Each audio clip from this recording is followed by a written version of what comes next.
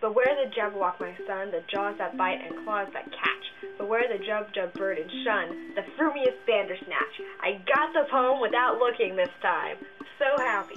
Anyway, that is from Lewis Carroll from the poem Jabberwocky, and it's basically kind of the theme of today. I'm wearing Alice in Wonderland shirt. I've got books that I love, kind of centered around the Alice in Wonderland world. I love Alice in Wonderland. It's my favorite. I love what they've, what has been able to come out of that sort of theme, and like what's been based off his novel, and just kind of like expanded on in the world of Wonderland, that kind of stuff. So I have two books.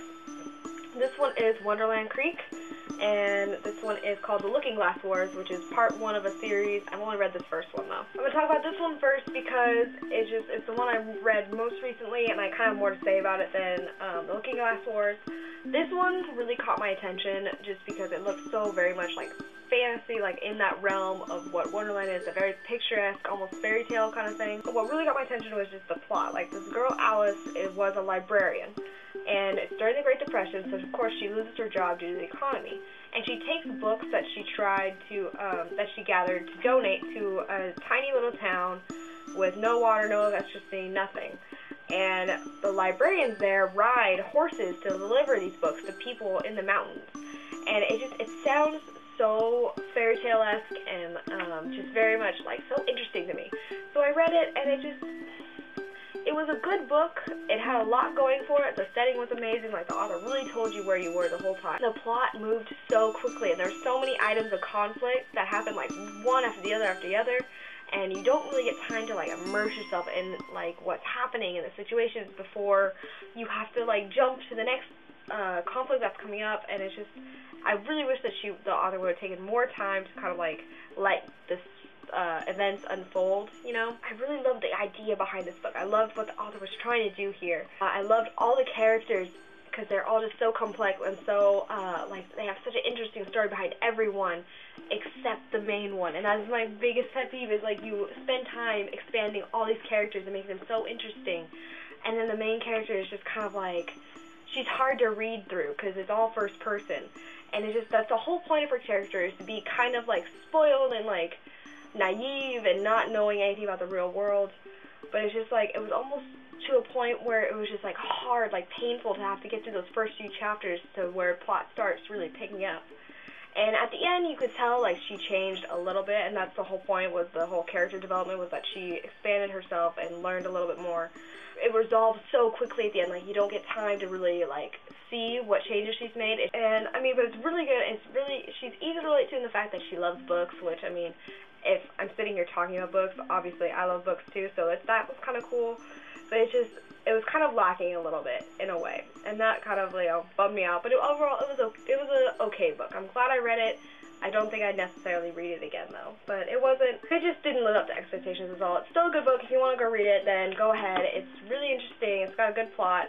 It kind of moves a little quickly, and you kind of have to sit through the first few chapters before you really start being able to stand Alice. So yeah, so overall it was good, but it just wasn't as good as I thought it would be. But anyway, it's again called Wonderland Creek. I mean, the themes of Alice in Wonderland are there because the character / author kind of states it multiple times, so you know it is. But, I mean, yeah, it's good. If you guys want to check it out. The Looking Glass Wars. I love this book. I used to hate this book, so maybe, like, it's just a theme that, I don't know. I'm just too hard on books at first, maybe. But this book is really interesting because it kind of takes the whole... It's very meta with Alice in Wonderland, because you get the main character, Alice, and it turns out that in this version of the story, she was heir to the throne in Wonderland. And through a series of events that I'm not going to spoil right now, she ends up in modern-day London. And it's there that she kind of is stuck in an orphanage and eventually meets the Lewis Carroll who writes the story of Alice in Wonderland. He kind of makes it a fantastical tale that we all know, when really that's not what the story that Alice in this book told him.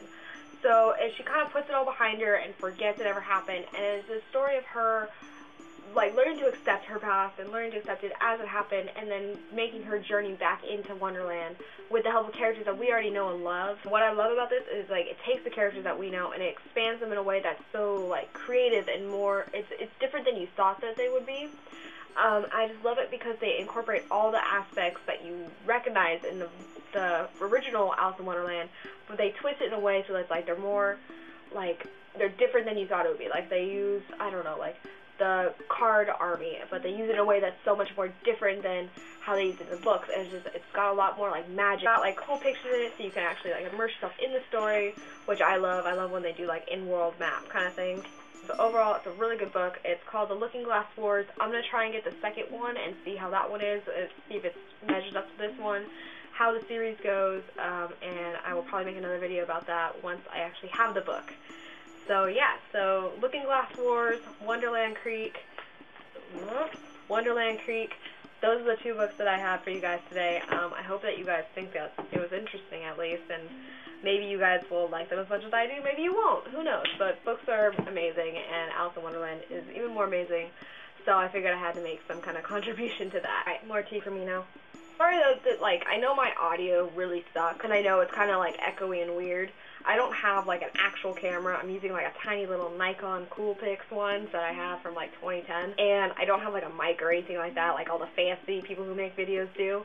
That's all I got for you guys now. I hope it was kind of interesting. I'm passionate about books. I love reading. I know some people, like, hate reading or don't see the point or can't see why I would want to sit and talk about books to a camera alone in my room. But I don't know, I just kind of like it. I think it's fun. Alright, I'm gonna go now.